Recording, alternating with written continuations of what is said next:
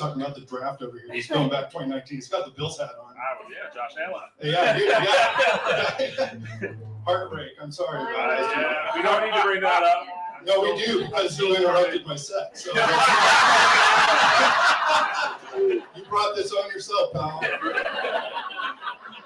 So what's the game plan?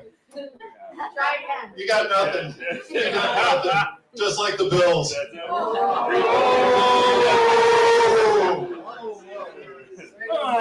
That's all right. Bills Mafia. Always next year. There's always next year. That's what they always say. 30-year motto. Yeah, I know. Yeah. There's always next year. Ask Dan Marino how that went. Focus on the mafia. On the what? Oh, you want me to talk about the mafia? Wow. I don't even know where to go with that. That feels actually like a threat. Whoa. Talk about my people. Mafia, do you know any? Yeah. Oh, you do? You know Mafia members? Yeah. Are you related? Family. Oh my gosh. Okay. Just get her whatever she wants. Put her on Derek's tab. Hey you guys, I'm Venus Monique from the hit crime drama Vindication, and you guys should definitely make sure you're catching Maurice Brown Show on Roku TV.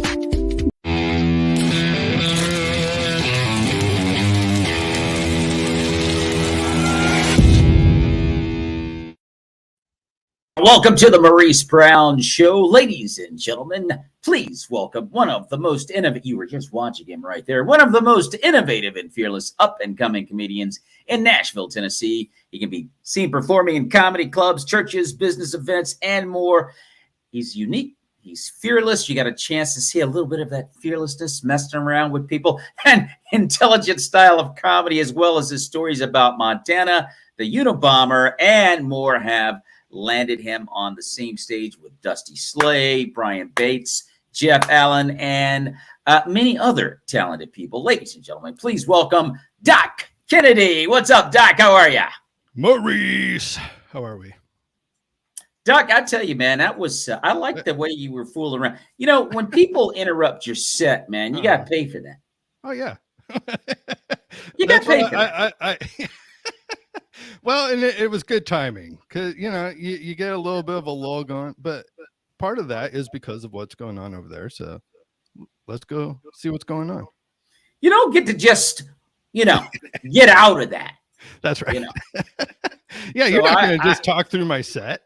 You're not allowed to do that, sir. No. It's time to focus on you a little bit. But no, look, we're going to talk more about hecklers and people interrupting your show a little bit later on. But I do want to ask you, first of all, Doc, how's everything going? It's going good. You know, I feel blessed.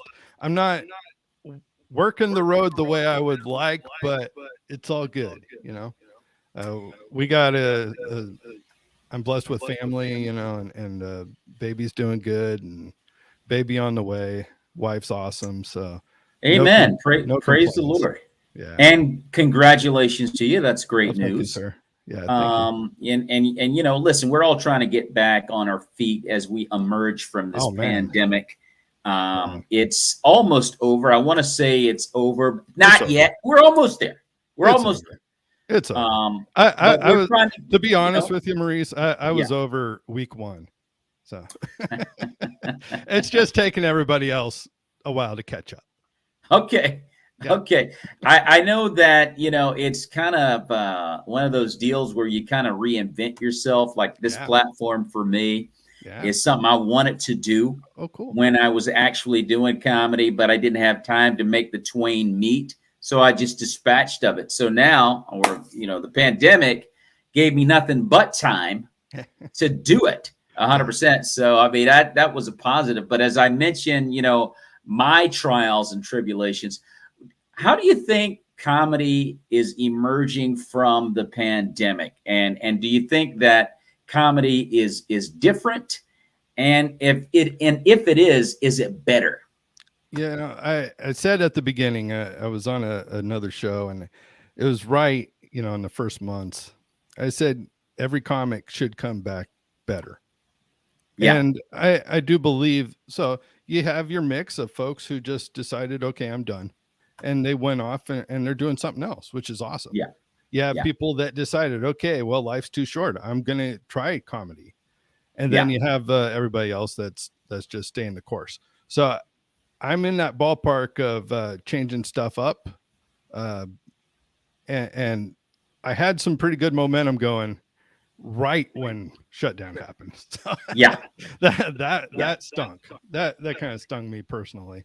But Yeah. you know, that's the way it goes. I mean, that's a pretty small price to pay, considering what other folks went through. So I try not to gripe about it too much, but you know, it still sucks. So Well, and I was in that same space. I mean, I was rolling pretty good, man, and all of a sudden everything shut down, and then you start asking God, why did this have to happen? Especially as you alluded to, you're like turning a corner, you're starting to get hot and really get a vibe and feel for this thing, and all of a sudden, you know, you got to go sit down.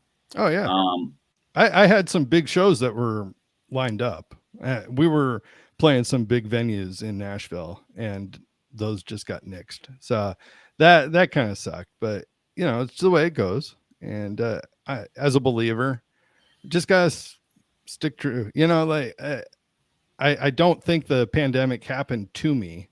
You know, I can't take credit for a full global event. So you know, we got to be a part of it, and it's okay.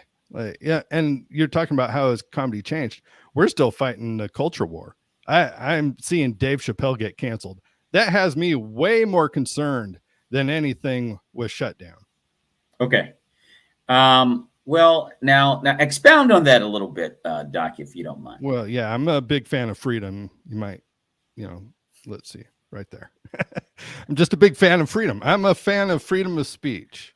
You know, and I love the comedians that will go for it.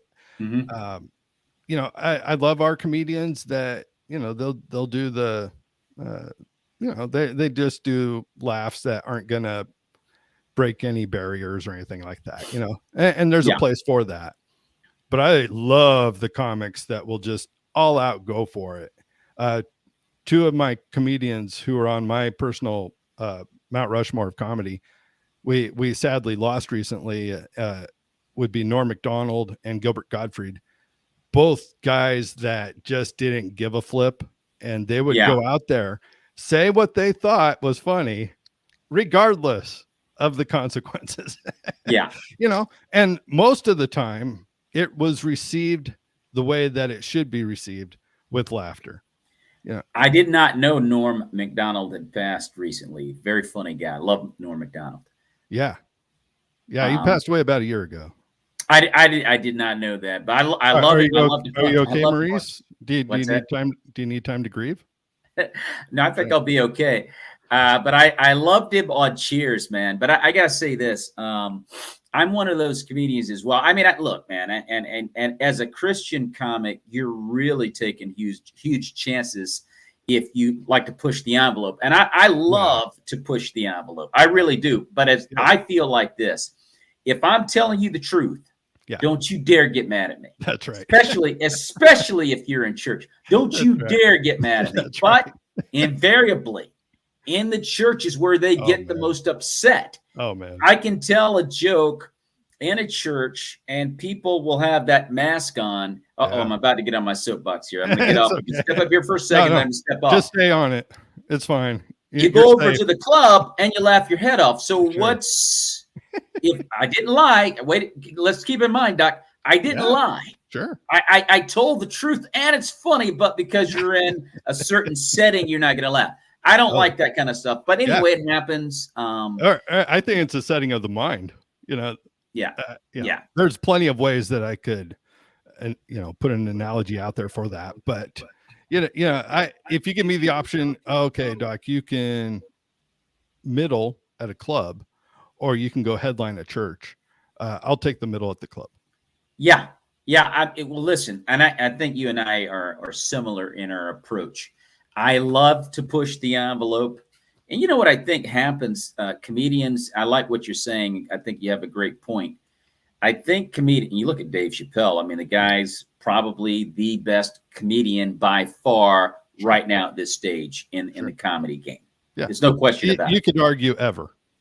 You could argue that, right? Mm-hmm, sure. And I think, Doc, you brought up a great subject, man. I want to chew on this for a second. Yeah, that's good. I think that Dave, please correct me if I'm wrong, may have thought that he could get away with anything because he became this great guy, Dave Chappelle. Hey, man, we love Dave.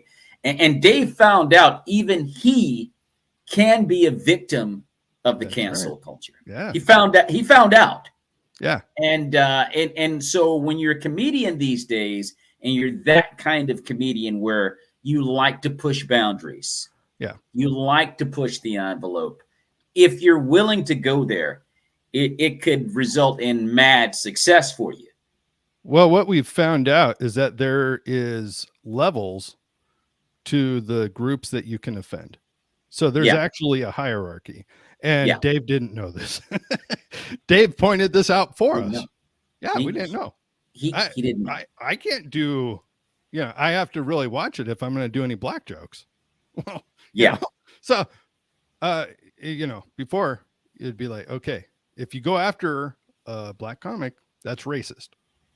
But if the black comic does material about, different letters of the alphabet, then that actually is superior to the racism. Well, I would take it as, and I'm laughing at this because it's stupid. Well, I think that the bigger problem is now in this cancel culture is it's not so much as a broad audience issue. They're like, now we have real nut jobs that go to shows. Sure. Like Chris Rock was the victim of a real nut job. Who knew? Who knew that Will had a screw loose? Yeah. Well, we know now, everybody, but he actually went up and started a trend where you could get slapped in a comedy club now. Heck, you mentioned Dave Chappelle. He was attacked about a month ago on stage. That's right. Some guy had a weapon or two on him, and he went after Dave Chappelle. And it's happened in other isolated incidences around the country where a comic has been attacked or accosted on stage. So it's all about now this cancel culture that we're living in, where people can't handle just basic comedy. Yeah, you're not allowed to laugh at the things that we should be laughing at. Yeah. And really, it's a spiritual battle. To me, as a believer, this is 1,000% Satan and his minions coming in, wreaking havoc, taking away something that the Lord has given us as a gift, the gift of laughter. Laughter is a medicine, and the enemy is taking away that medicine. So I take it very personal that way. As someone who loves seeing people healed and delivered, I absolutely take it personal that way. And I also take it personal as someone who just loves freedom and wants to see people loose, enjoy life. We're not going to get anywhere if we're all uptight about stuff that's really not going to matter in the end. You know what I find really interesting is that, things go in cycles, as much as things have changed, they remain the same. But I can go back to the 70s to Richard Pryor. I can go to even Steve Martin, who was actually a wildly hilarious comic who was arguably for a time #1 clean. Oh no! Richard I don't Pryor, think it's even arguable. He was it. He was it for a minute there. Steve Martin was the thing. Yep. But George Carlin and other comics. Red Fox in 1973 or 4 had a show called Sanford and Son. He said the N-word on primetime and everybody loved it. Nobody got mad. He said it repeatedly. And it was hilarious. And he had Archie Bunker. He was a racist, hilarious. Yeah. And so we just can't handle anything in this culture, dude. Can't handle anything. I know. And that's why I like to push it. Because, worst case, for me, what worst case, there is none. Yeah, I'm going to end up doing what I'm doing right now. So I might as well go out there and be proud of what I'm giving the audience and giving people. And I never have people. I can't think of a time, honestly, Maurice, where I've had somebody come up after the show and say, "Wow, this joke offended me." Yeah. Not once, and it depends on the are you being, bitter about stuff? Are you going with it with bad intent, or are you just pointing out the obvious? Well, that's just it. I mean, to point out the obvious means you're willing to be a maverick. Yeah. To point out the obvious means you're willing to take it to the next level and go for the gold, because if you succeed, you're king. Sure. I did a show once, and again, sometimes you got to really think about what you're going to say up there. Yeah. But I did a show once, and I was absolutely killing at a spoken word event.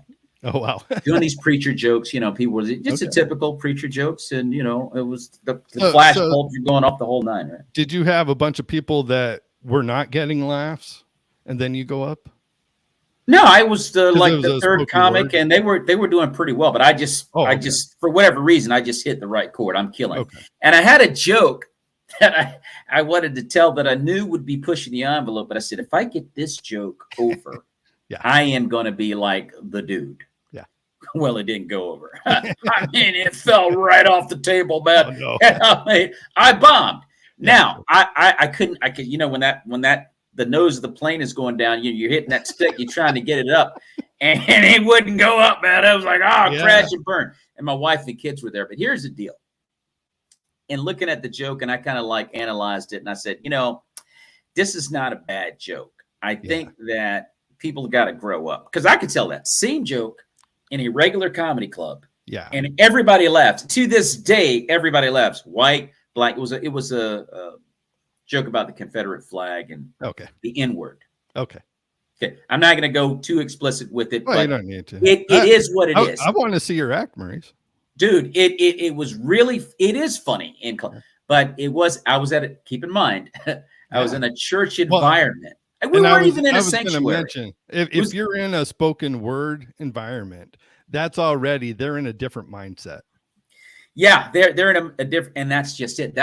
I hate to say it. I gotta say it. And I take the L on it. Yeah, okay. In retrospect, okay, maybe not there. However, the mask is on. It's like, would you guys get over yourselves? Sure. I was talking to a faith-based actor or two yesterday on my show. I talked with Travis Smothers and director Tasha McFarland out of Australia, and we're talking about faith-based films, Christian movies. Mm-hmm. And they're great. I love the Irwin brothers and the Kendrick brothers, and I love them. Okay. But I do think faith-based filmmaking needs to up their ante a little bit. Yes, please. Because if your target audience is to get lost souls saved, it can't always be about candy canes. Well, yeah. You can't. Oh no. I watched I'm not going to say which film it was. I was incredibly disappointed in a faith-based film that I thought was going to, because it had an awesome cast, because it was telling a story that I'm intrigued with, a story I know. Yeah. And I was just kind of like, oh, well, that was a dud. It just didn't do anything for me. Yeah. And now, honestly, it's because I didn't feel like they actually took the faith aspect far enough. They actually went the other way. So there has to be a middle ground. I don't know how that works. I applaud these guys for trying. They're getting out there. They're doing some stuff, and they're doing all right. But when you put a film in front of somebody and they say this is just corny crap, well, that's what it is. I'm sorry. The audience dictates, just like for us. Yeah, the audience dictates if your stuff is good or not. That's right. When both sides are saying this sucks, then it sucks, and you need to go back to the drawing board. Do something that's going to be appealing, not only to lost people, but to everybody in general. Make a good movie. I don't feel like we're asking for much here. No, we're not asking for a whole lot. Just please, make something decent so I can enjoy my evening. Yeah, let me just say this, Todd. It's going to be a long night with my wife if the movie sucks and she wants to cut it. Now, if you feel that way as a Christian, think about those in the secular world that are lost. They're not even that kind of stuff is why they won't even look at. I'm not even going to name platforms. Yeah. But they won't look at a Christian movie making platform ever again. Sure. When they see that kind of stuff, they're not even going to give it a chance. I'm definitely not going to encourage anybody to go watch these movies thinking they'll turn a light switch on. You know, it's just the way it is. So what happens is you have people in church that wear masks. Yeah, sure. And they act like they've never done anything wrong. They act like they're not still doing things wrong because they are. Sure. And you get in that church setting, and all of a sudden you got this holier than thou thing going. Now, dude, look, let me tell you something. This is stand-up comedy. Doggone it, you're a grown man. Stop it. Yeah. Now you know this is funny. Just stop. That's right. Yeah. Do you call that out? Do you call that out when you're? What's that? When you encounter that in a church setting, you can tell that the room is tight. Yeah. You just call it out. Well, you know what? Honestly, I don't, because I had just started to. Okay, how should I put this? I already know. I'm not leaving, Maurice. I just got to grab my water over here, but yes, sir. I totally understand. I'll just say this: when you're doing comedy and you're in a church setting, you know that, hey, I need to underhand pitch this thing because I already know that there's certain things they're not going to be able to handle here. But I did a show once, Doc, and my wife told me about the joke. I should have just put it in my regular act, but she had an incident on I-95. Oh. And it involved some dude in a fishnet shirt. You know, I forget the particulars of it. Okay. And I described the story. I forget the joke, man, but I talked about it. Long story short, it offended the booker. Oh, really? To the extent where she came on stage and she pulled me to the side and she said, gosh, get this, Doc. She goes, I'm going to need for you to apologize. My nephew is gay and he's offended. How about that? And so what do you do, Maurice? Get this. Oh, I just apologized and kept going. And he had on a fishnet shirt. On top of that, so I really felt bad. But anyway, I didn't even know the guy was there. Anyway, here's the deal. It's like, and then after the show, everybody said, you shouldn't have apologized. It was great. Everybody had a great time. It was just this, one little incident. So that's a tough spot. That I is couldn't a tough believe what was spot, my happening. friend. Couldn't believe, but I like to push the envelope, Doc. I really do. I don't shy away from it. And I just learned that in churches, it can be a death nail because they just can't handle anything. Yeah, I am very firm on I do not apologize for jokes. Okay. Now, if I started thinking about the money, I might. But yeah, that's kind of what I was thinking about. Yeah. Doc. Said, well, maybe I better say I'm sorry. Yeah, it's one thing to do it online. It's another thing when you're on stage and it's in the moment. I honestly don't know what my reaction would be until I'm in that situation. Sure.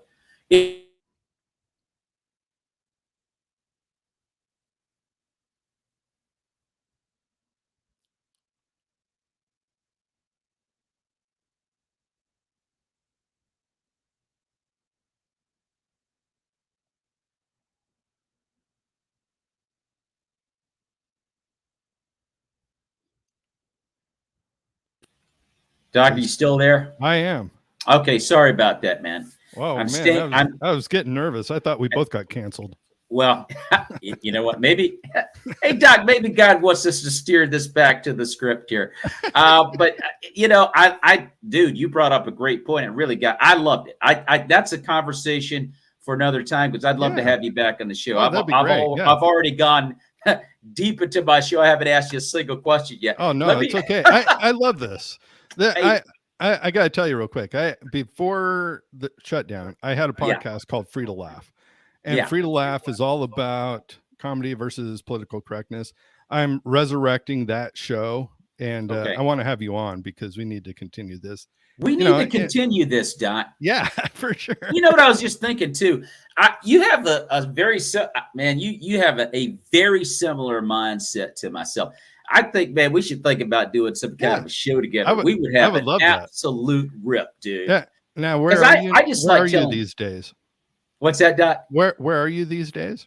So my wife and I just moved to Austin, Texas. I thought that was the case. Yeah. Yeah, and so we're still like looking around for either a house or an apartment. We're just still trying to decide which way we're going to go with that. We've got a lot of things that we're just. So you're in a motel right now? What's that? Are you in a motel? We're in an Airbnb. Oh, wow. And which is why we kind of went out. The internets are not very good. Oh, gotcha. But yeah, I'm in Austin, and so I'm thinking about either settling here or San Antonio, one of the two. But you and I have a very similar mindset. Like I just love.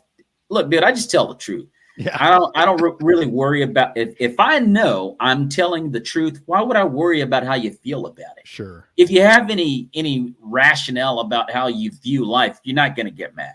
Yeah. You know. Well, and I mean, I've taken it to extremes. You know, as far as the world sees, when everybody was wearing masks, I had decided that I'm not going to live in fear. I'm not going to help perpetuate a culture of fear. Yeah. And I would go into the stores without a mask, and my wife would do the same. We would have people come up and say, "Wow, I wish I had the courage you do." And well, why don't you? Just do it. Just do it. Yeah. If you know that this is, if things aren't adding up, and for me, that's the truth, then, and I'm not going to help perpetuate a lie. So and I'm looking at facts. So, so that's my life, Maurice. My life is built around exposing truth, finding truth. Jesus is the truth, and it all starts there. So I appreciate other people's perspectives and where they're coming from. But when it came to the mask, I just felt like I was really actually making things worse for a person, when other people are saying, well, it makes them more comfortable. I understand that, but that's not the point. The point is that they need to be set free from fear.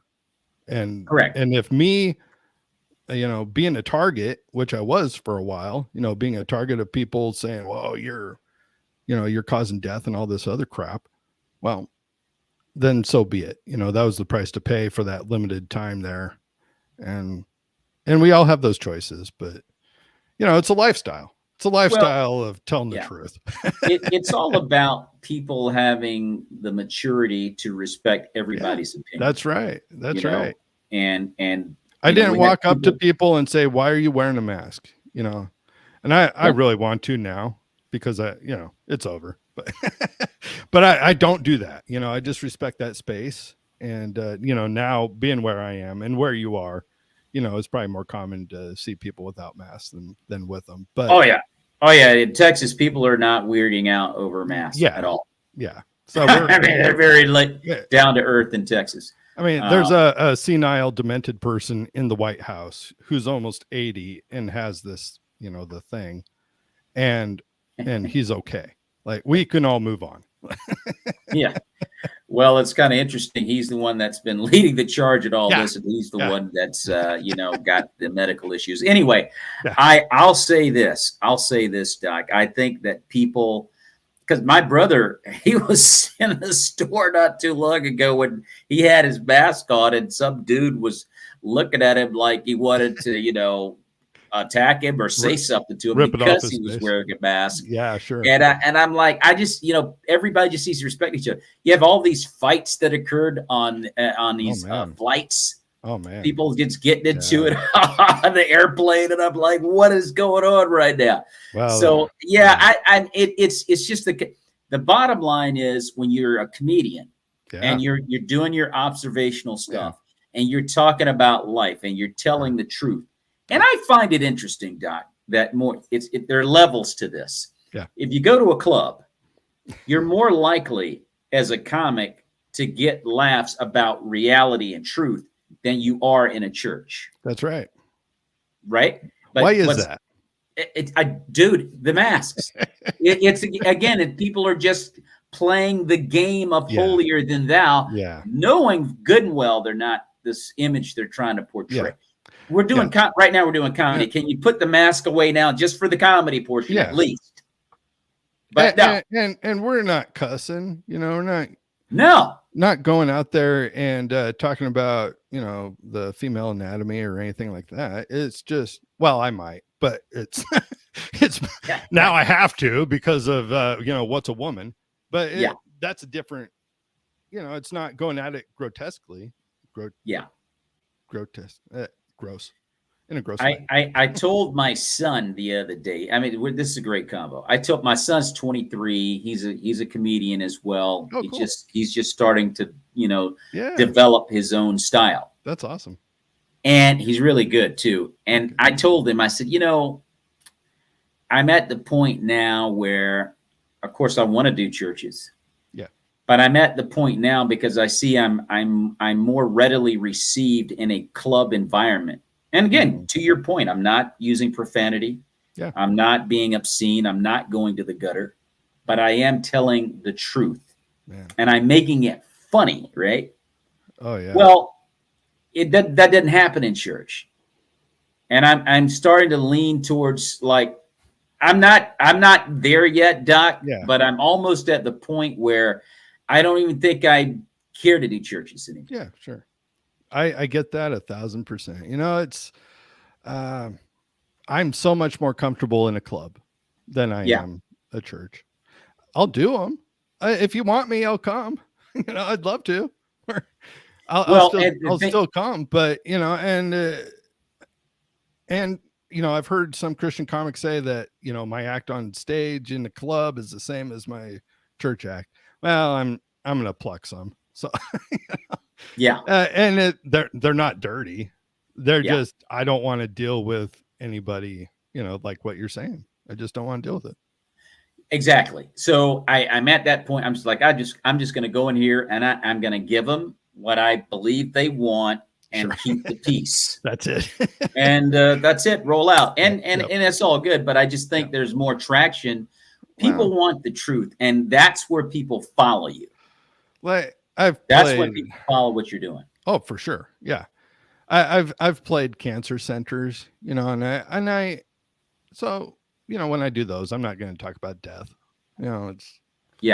so there is a time and place for everything, and I'm not going to be so full of myself that I'll just go blast whatever I want. And, and kind of going back to what you were talking about, the gal coming up on stage and telling you got to apologize.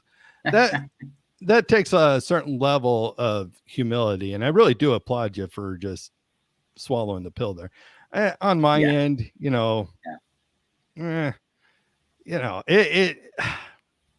it's so hard. Like, the one that loves freedom and loves laughter is fighting the one that's like, just do it, just apologize, get on. I listen, Doc. I think and you and I both are Christian comedians. I try to get away from the moniker Christian comedian and just say I'm a comedian. Sure. However, at the end of the day, we're believers.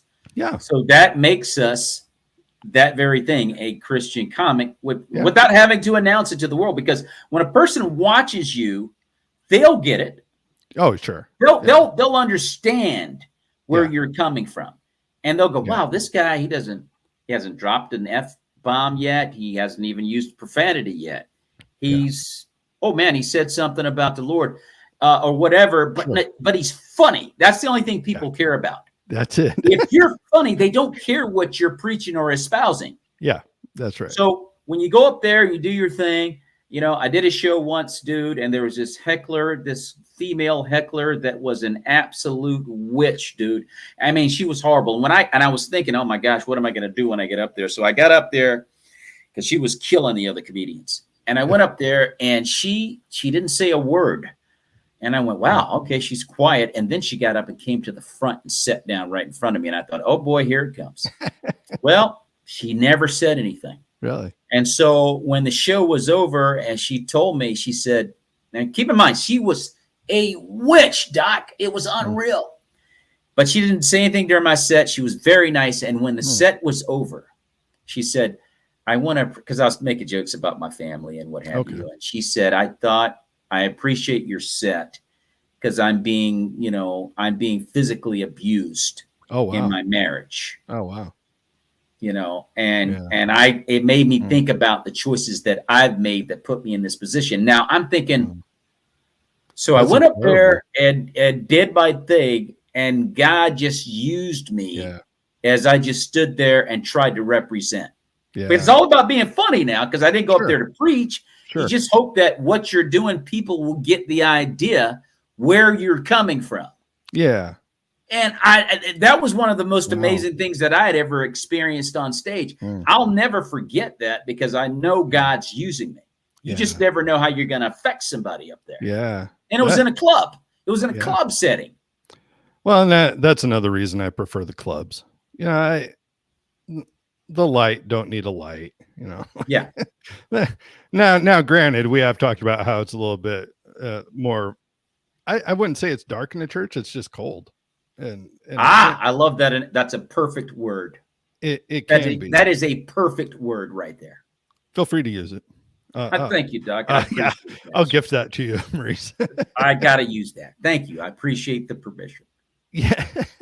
So, but I love that testimony, because that's someone who walked in, probably not even sure what to expect in the comedy club, in that environment, and went from, oftentimes hecklers they have different motives.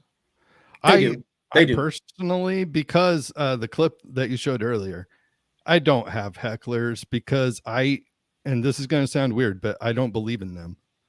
Okay. And the reason I don't believe in them is because I do at least half of my show is crowd work.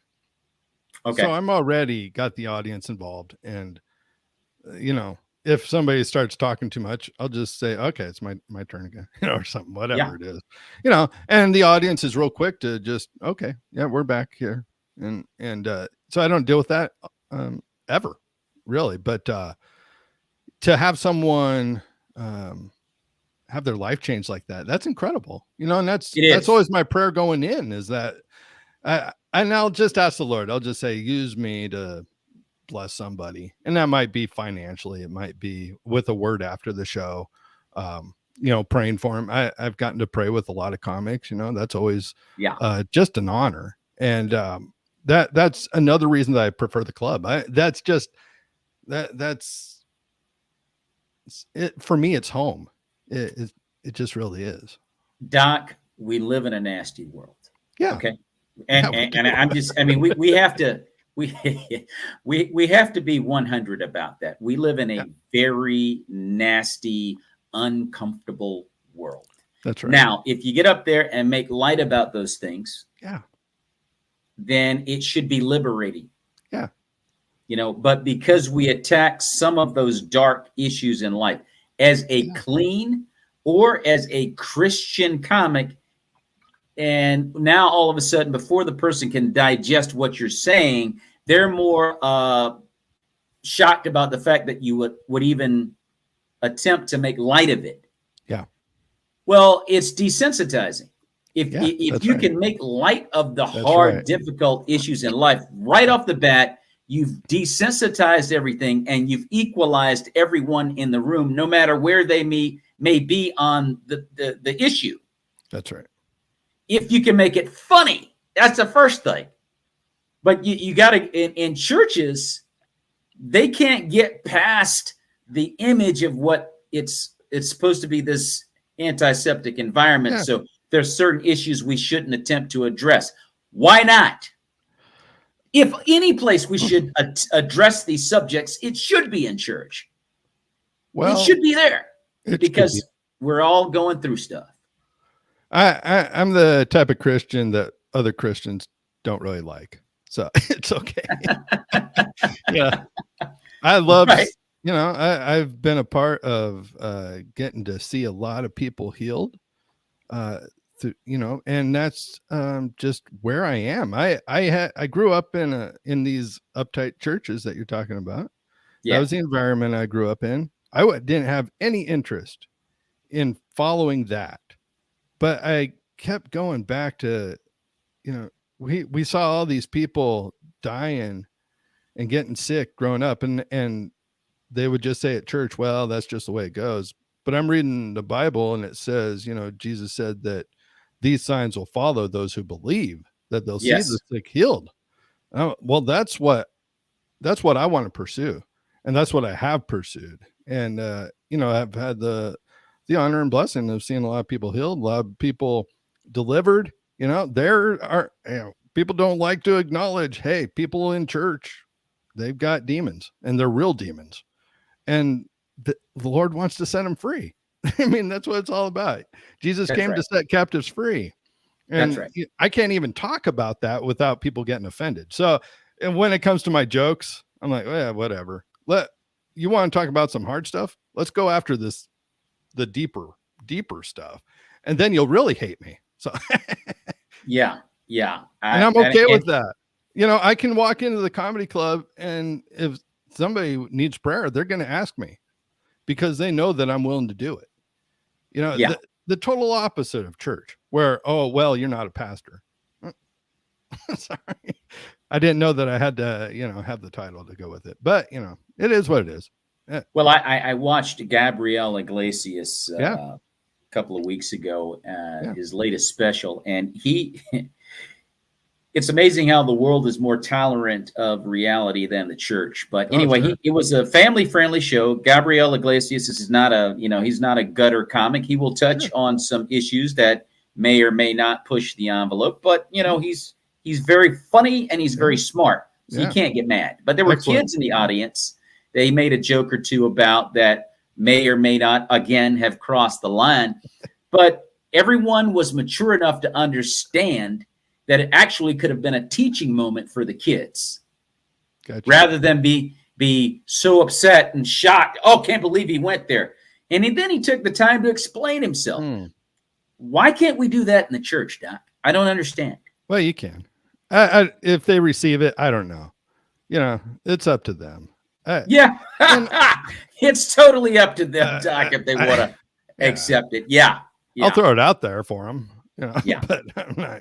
You know what, dude? It's interesting. It's interesting what you said about Dave Chappelle, because he found out that, wow, even I can't touch on some subjects.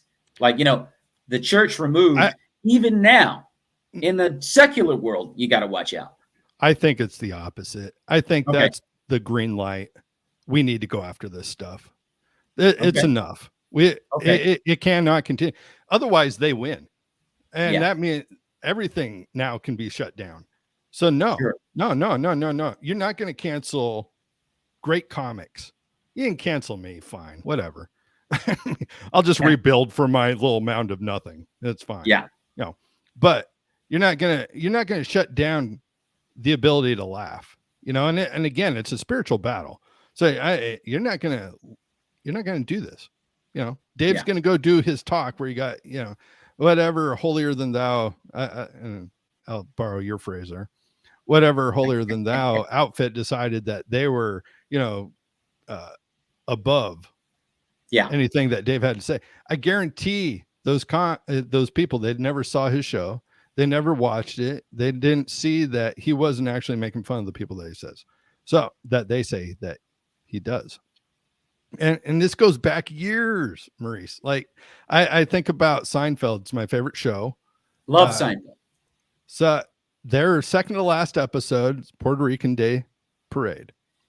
And this episode has been removed from syndication because people said, and this was before the episode was ever released, back in 98, 99. Roundabout, yeah. And it was before the episode was released. People started saying, this episode is racist because we heard that a Puerto Rican flag gets burned. They didn't know anything about it. They didn't know the setup. They didn't know the punchline. Okay. They just deemed it racist without knowing any of the facts. And Jerry Seinfeld's talked about this, how somebody from, whatever Puerto Rican, whatever thing, they called up and said, well, we've decided that this is racist. He said, have you seen it? And they said, we don't need to. We assume it is. We assume it is. Oh, wow. So this has been going on a long time. Yeah. And really it's bubbling over now. Okay. And it should have been nixed, decades ago. My beef, really, Maurice, and I love elderly people. My favorite sex of people, not sex, but sects. Yeah. Yes. I love kids and I love the elderly.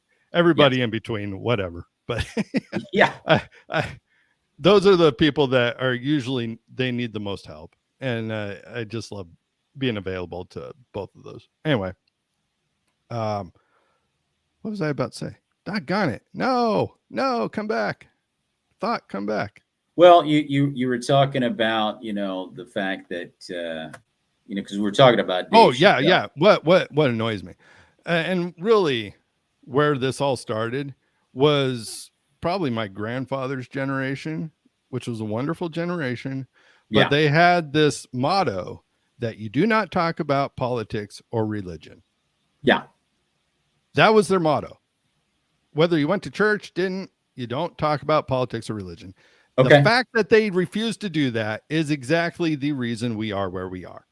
Because they refused to touch any hot subjects. They would just put them under the burner and talk about the weather. Yeah. That is why. And I love those generations. I love those people. But the fact they did that, we have to learn for future generations that can't be tolerated. This has to be flushed out. We have to be able to talk about these things.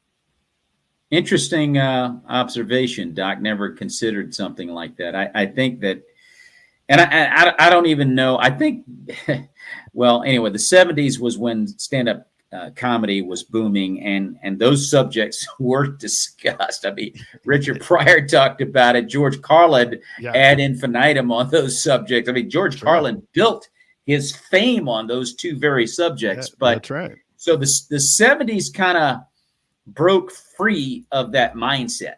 Richard Pryor broke free because he could no longer stay in that box you described. But I would still say that there's a lot of Christians now that won't talk about politics or religion. Well, that was the cyclical effect that I was talking about. It's like we're kind of going back to an old way of thinking. Yeah. When it comes to comedy now, and it's I don't know where America is going. For lack of a better term, I'm not even going to throw it out. But whatever. What I will say, Doc, is Doc, it's just weird. The state of America right now is weird. Sure. And I think you learn more about its weirdness maybe through stand-up. Yeah. I mean, we're standing right there in the fatal funnel as comedians. I mean, you could talk about comedy improvisationalists. You can talk about theater. You can talk about singers. You can talk about rock groups and poets and on down the line as far as doing something in front of people in a form of people that are there to watch you and be entertained. Stand-up comedy is literally in the fatal funnel. It's you versus everybody. That's right. You got to make it happen, right? And so that's right. We're standing there and we're talking about, I mean, you name it, man. When we have an ability and a gift to express ourselves and tame thousands of people at one time. Sure. That is a gift from God. Now look, to be able to do that. Oh, and when we're talking about the things that we're talking about up there, we can make a difference. Do you dare make a difference? And I think as Christian comedians, we dare to do that. I mean, this is not funny. Look, I'm not going to belittle anybody. My gosh, how should I put this? Oh, we're there, Doc, to make a stand for Christ. Yeah. And we do that through laughter. Yeah. Because it's disarming. Yeah. And the chances of you connecting are greatly increased when you can make people laugh.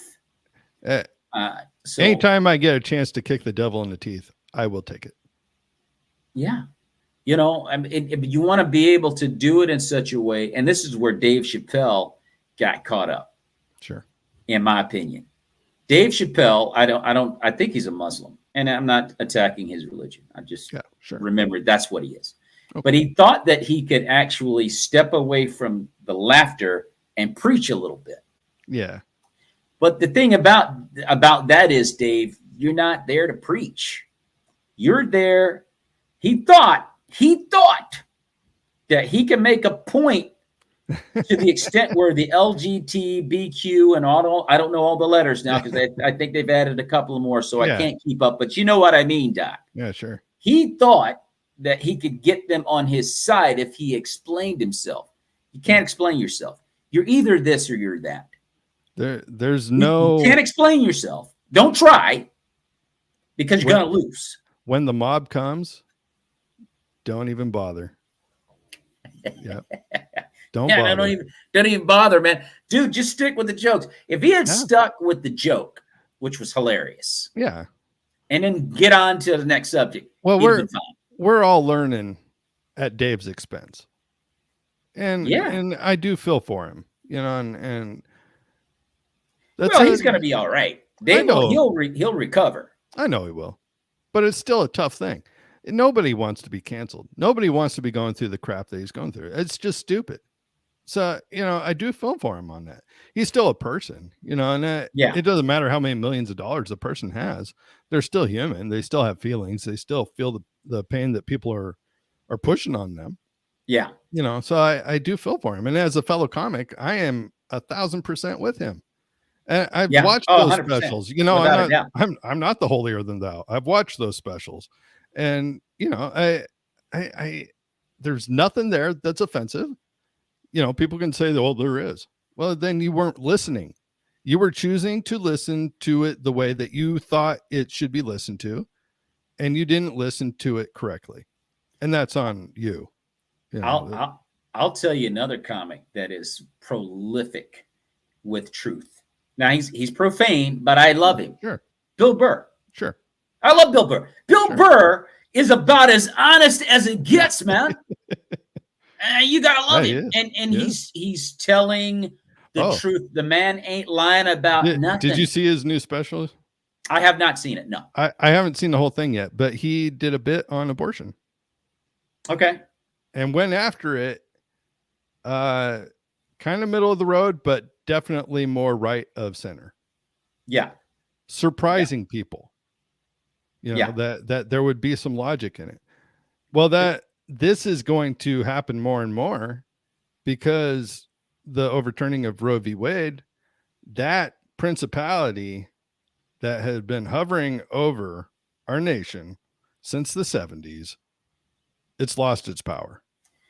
Doc, let me tell you something. We as Christian comedians have an opportunity to make our names heard more than ever before. Yeah. If we'll allow the Holy Spirit to use us. I agree 1,000%. This is our time, Doc. Yeah. For real. Yeah. What's this cancel culture stuff, all this stuff that's going on in America. Yeah. This is our time to seize the moment. But you gotta have faith. You gotta have faith if you're gonna step up to the plate. Not only that, you have to have, you know, cojones. And that too, Doc. You do. You know, and do you really have the guts to do it? Not everybody does. You know, some people are more concerned about their career. Some people don't like being, you know, potentially disliked. You have to be willing to put all of that aside and just say, okay, Lord, let's go for it. What we have to do, Doc, as well, and I totally agree with what you just said, is stop allowing people like Dave Chappelle, who I really, really love, great comic. Mm-hmm. Bill Burr, really love Bill Burr, great comic. And other comedians of that ilk who tell the truth, but they're not representing like you and I are representing. You feel what I'm saying? And so it's like we're allowing them to speak the truths we should be speaking. Well, I love that they are. Because I love that they are, because it is coming from a different point of view, and it is a form of awakening. So I love it. I love it, and I love those guys. And you know, if they're doing the opposite, I still love them. My heart for comedians.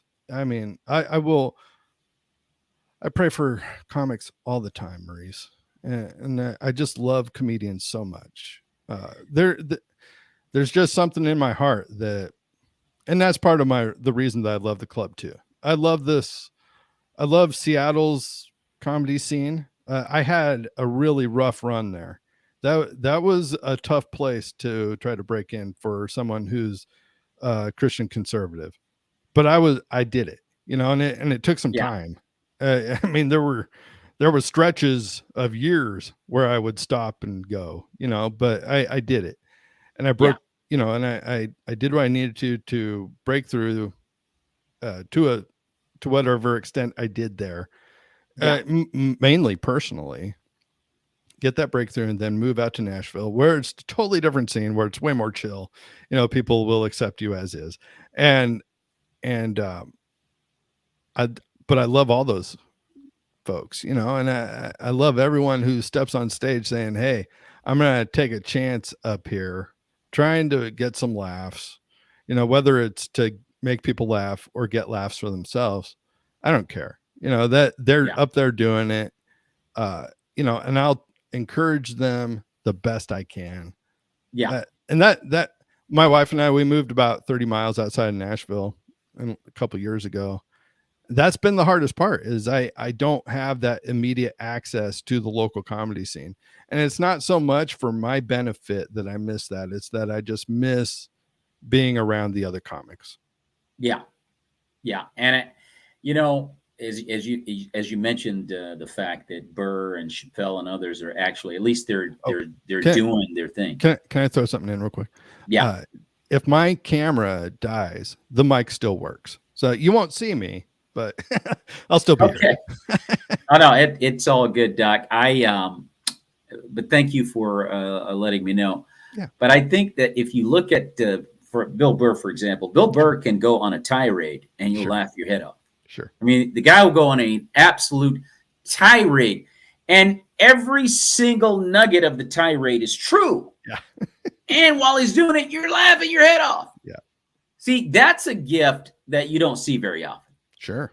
Guy was in Philadelphia, and I know you know this, knowing that you follow Bill Burr on some level, was in Philly, probably the meanest city in not only the nation but the world. And he went up there, he attacked those people. Yeah. He attacked those people to the point where they loved him. Yeah. He does stuff like that. It's a very infamous set. Yes, it is. I mean, nobody does stuff like that. But Bill Burr is unapologetic with his style. He's prolific at it. He's very articulate, and he's very smart. Well, and that's kind of one of the things I liked about his previous special was he did half the show was going after the social subjects, and then the other half was talking about his family. And so you got to see more of the person, you know, and I always enjoy that too. I just love the honesty of Bill Burr. Yeah. I mean, the guy is just unapologetic now. And I think that's where you really break through with your comedy and stop trying to couch out. That's why I had that conversation with my son, where I'm just getting to the point where, look, I just want to speak my truth. And I know that it's Holy Ghost driven too. Yeah. I'm not up there just to be a jerk. Sure. I'm talking about this stuff's happening. Yeah. And it needs to be discussed. Yeah. And why not in a comedic manner? You know, to be maybe simple. Just like the young lady that came up to the front. I mean, who would have ever imagined that, you know, a witch of a heckler would all of a sudden be touched where she would stop? Yeah. You know, not only that, but be looking at her own life. Yeah. And changes that she might need to make. Exactly. That's incredible.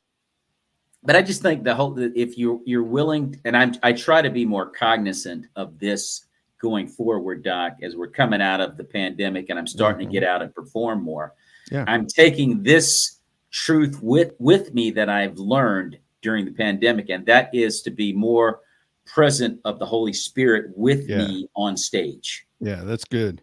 Okay, I'm here to be used by the Holy Spirit. Why not go up there with him, be cognizant of the fact that he's with me, and get away from my routine sometimes and do 5 minutes unscripted because I felt a leading to go there. Don't know where I'm going, but the Holy Spirit told me to go there, so just go and see what he's going to do.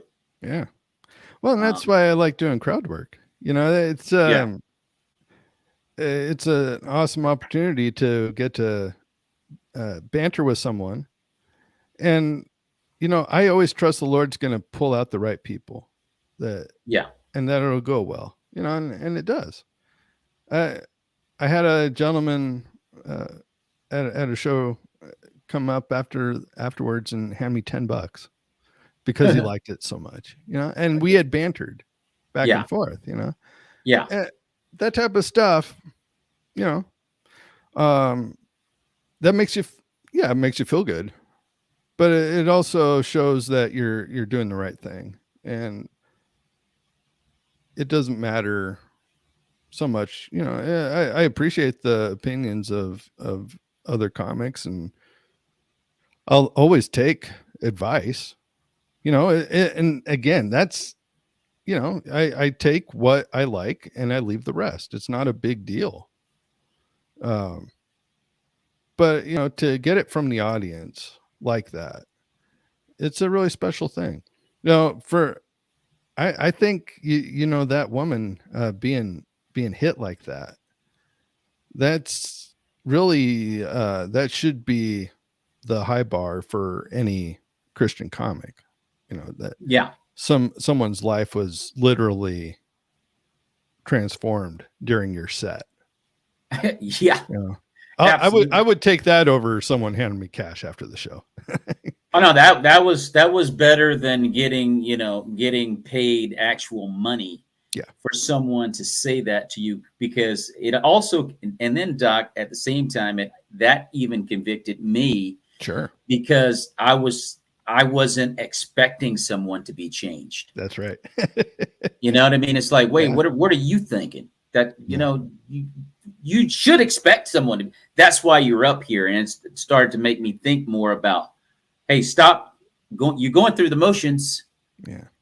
You know, you got to come up there with a real intentionality to change your life with your comedy. And that also is what takes us to the next level too. Because sometimes we get used to passing the back, or, hey, that's pretty good, I like what you're doing. And then you're just trying to be really great, which is there's nothing wrong with, but you're trying to be great for what reason? Are you trying to be great for Maurice Brown, or are you trying to be great for Christ? Don't ever get that twisted, dude. I got to confess, I've never tried to be great for Maurice Brown.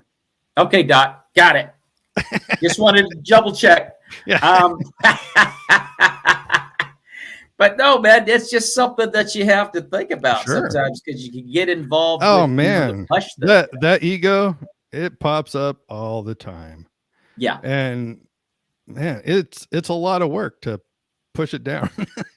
It is, you know, but at least you're thinking about it. It's like, okay, whoop, going the wrong way. Let me turn around. There's a recognition of it. Yeah. That's so true. Well, Doc, this has been a great combo. I didn't ask you one dadgum question that I scripted out. Not one. Hey, that was my goal. I saw your list. I'm like, well, let's do something different. Man, I love this combo, dude. Yeah, I think that you and I should hook up. Yeah, I would love that. And you know, when we wrap up here, I do got connections in Austin. And, I can try to make that happen for you. Oh man, that would be awesome, dude. Well, let's go ahead and ladies and gentlemen, I know that you probably did not expect Doc and I to attack comedy in this way, but for those that hung around, thank you. And anybody that knows me totally expected it. Yeah, absolutely. And you could see this show on Roku TV tomorrow on the Creative Motion Network. But heck, you can watch the replay on Facebook or YouTube. If you liked it, like it and share it, and subscribe to the Maurice Brown Comedy channel on YouTube. Doc, how can fans follow you on social media or by website?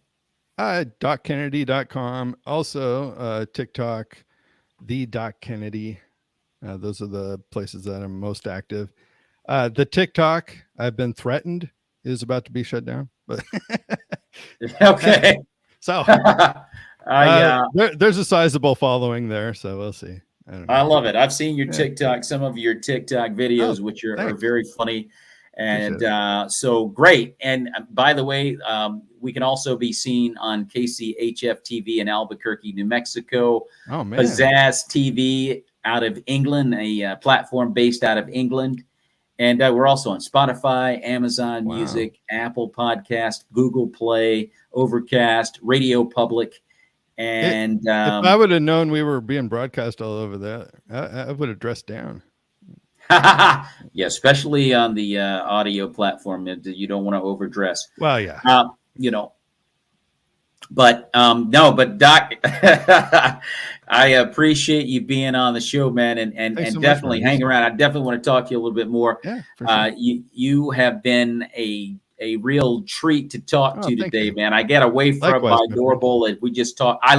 And I could talk comedy, dude, like for hours. I mean, Yeah. I tell you that Same right here. now. Same here. There's so much. We to talk didn't about. even get into a lot of the comics that I love, and there's plenty to be had. But it'd be an honor.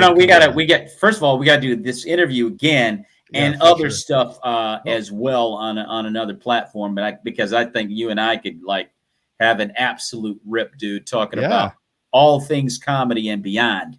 And there went my camera. There with your camera. It's all good. Yeah. Doc, hey God, ladies and gentlemen, thanks for hanging out and watching the Maurice Brown Show.